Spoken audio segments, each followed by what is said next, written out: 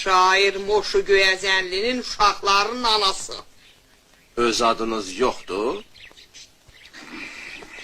Adsız dərmanda xoruz olur.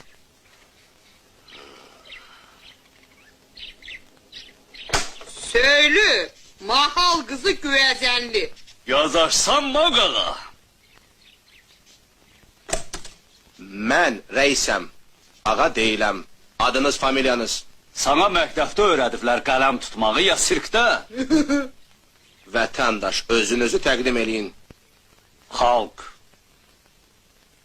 Necə yəni xalq? Xalqdan ha? Narod. Vətəndaş, bura məsuliyyətsiz, axmaq zarafatların yeri deyil. Necə yəni xalq? Elə də adı olar?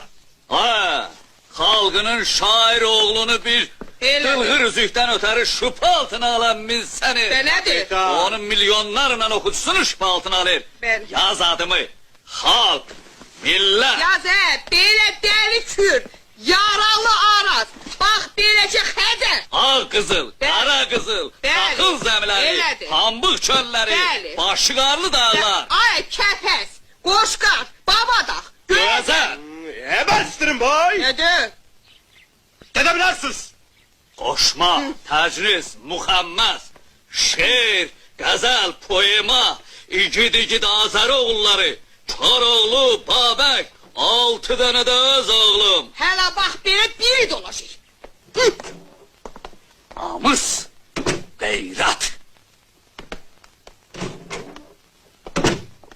Burada da